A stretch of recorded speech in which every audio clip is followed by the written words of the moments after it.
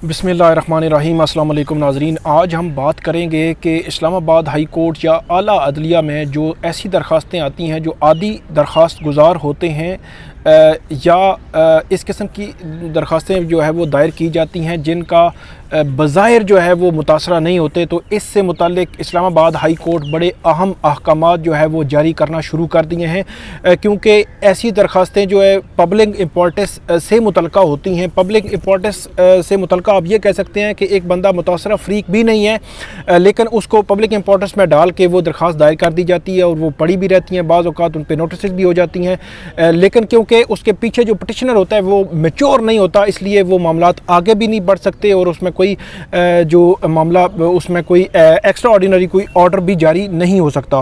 तो अब ये हुआ है कि इस्लामाबाद हाई कोर्ट ने, हम कुछ अरसा से देख रहे हैं कि कोई ऐसे ऑर्डर्स जारी करना शुरू किए गए हैं जिसमें ऐसे जो लोग हैं उनकी हौसला शिकनी की जाए, ऐसे इक़दाम किए जाएँ ताकि आने वाले दिनों में कोई ऐसी दरख्वास्तें, कोई पटिशन जो है वो ऐसी जो आदी लोग हैं वो दायर ना करें, जिससे अदालत का वो वक्त ज़ाया ना हो जो साइलिन के लिए मुकर्रर किया गया है।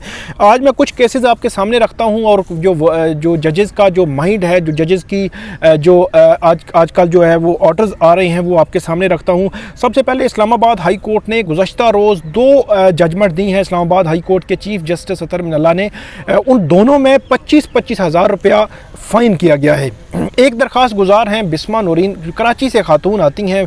अक्सर औक़ात हम देखते हैं कि मुख्तलिफ़ वो अदालतों में या मुख्तलिफ़ पटिशन वो डाल रही होती हैं किसी न किसी तरह, और वो पब्लिक इम्पोर्टेंस की होती हैं, लेकिन बहरहाल उनसे मैंने पूछा कि उनका जो अब ये कह सकते हैं कि उसमें मुतासरा फ़रीक होना जो है वो कैसे साबित कर सकती हैं, कैसे आप ये कह सकती हैं कि जेन्युइन एक मामला जो है वो लेके आए हैं, इसलिए अदालतें जो है वो डिस्करेज भी करती हैं। तो उनकी ये दरख्वास्त थी इसराइल से मुतल्लिक भी कि उसके ख़िलाफ़ जिहाद का ऐलान किया जाए, या एक दो और प्रेयर्स थी इस तरह मजहबी हवाले से भी उनकी एप्लीकेशन में। ताहम जब गुज़श्ता हफ्ते जब इस्लामाबाद हाई कोर्ट के चीफ जस्टिस के सामने उनकी केस कॉल हुआ तो वो केस पेश हुई, तो उन्होंने कहा जी मैं आपके सामने केस नहीं आर्गू करना चाहती, आप किसी और जो है वो बेंच को भेज दें। इसमें मैं आपको बता दूं कि कोई भी वकील जो है अपनी मर्ज़ी के साथ नहीं कर सकता। अगर उसको कोई जज के साथ मसला है तो वो ज़रूर ये कह सकता है कि अगर मेहरबानी करके अगर आप केस दूसरे किसी उसमें बेंच में लगा दें, और उसमें कोई रीज़निंग भी देनी होती है। तो जो खातून हैं उन्होंने कोई ऐसी रीज़निंग जो है वो बज़ाहिर नहीं दी। तो इसमें हुआ ये कि अदालत ने चीफ जस्टिस अतर मिनल्ला ने कहा कि आप आर्गू करें, हम इस केस को सुनेंगे।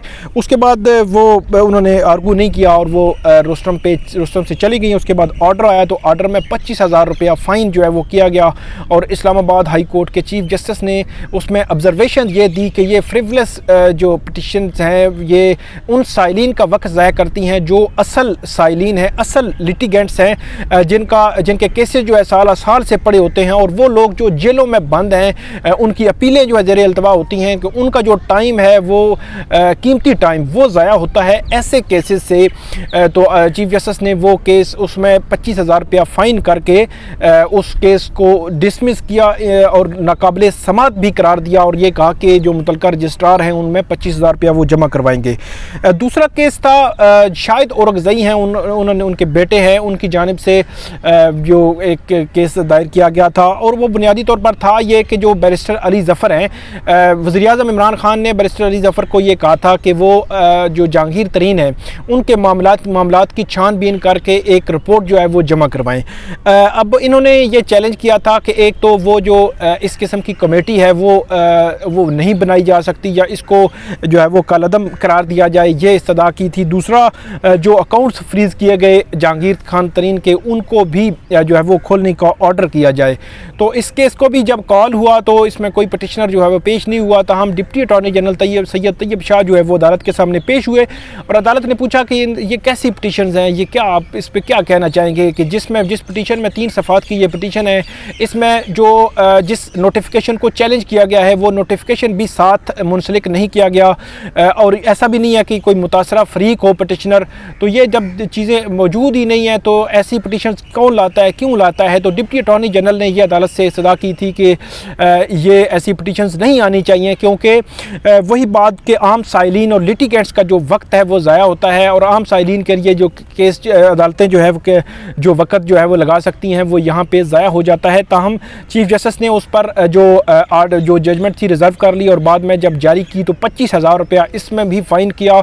और इसमें भी वही ऑब्जर्वेशन दी अदालत ने कि एक तो ये है कि वो इन्होंने कहा कि एक नोटिफिकेशन ही जिसको आपने चैलेंज किया है वो नोटिफिकेशन ही आपने साथ नहीं लगाया, इसके अलावा कोई ऐसा वो चीज़ भी कोई दस्तावेज़ भी साथ नहीं है, मुतासरा फ्रीक भी नहीं है। तो अदालत ने इसको डिस्करेज करने के लिए और वही ऑब्जर्वेशन पहले वाली दोहराई और इसको नाकाबिले समात करार दे दिया।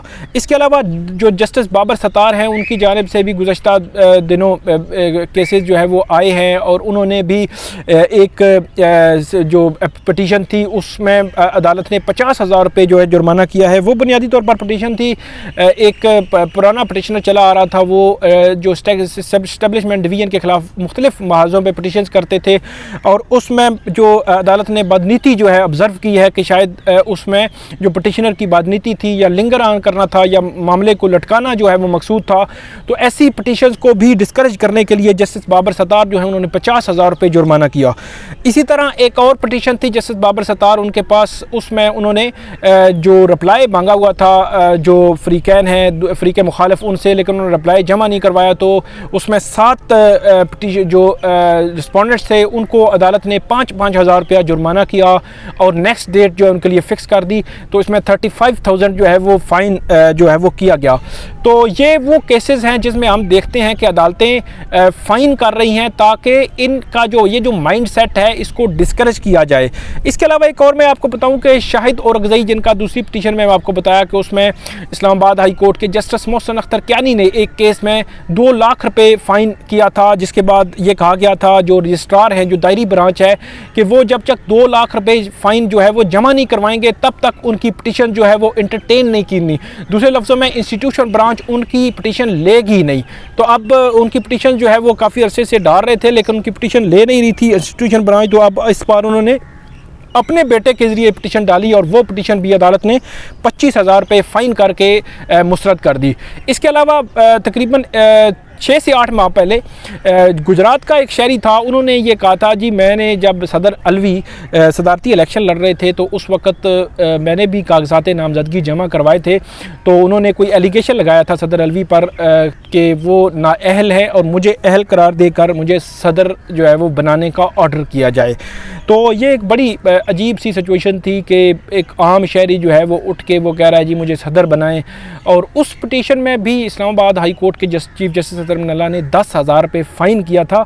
और इन जो फ़ाइन किए जा रहे हैं और भी बहुत सारे केसेस हैं, आने वाले दिनों में मैं आपको बताऊंगा, इनको डिस्करेज करने के लिए ताकि जो असल टाइम है, असल जो लिटिगेंट्स हैं, साइल हैं, जो मुतासरा लोग हैं, जो जेलों में पड़े हुए हैं, जो कैदी हैं, ये टाइम उन पर सर्फ हो सके। और ये मेरे ख्याल में बड़ा अच्छा आगाज़ है और इसको जारी रहना चाहिए। और ख़ास तौर पे ऐसी पिटीशन जिसमें बदनीति जो है किसी तरह वो साबित हो जाए तो उसमें ज़रूर जो है इस किस्म का फ़ाइन होना चाहिए। उम्मीद है आपको हमारी ये वीडियो पसंद आएगी, इसमें कमेंट ज़रूर कीजिएगा। बहुत शुक्रिया।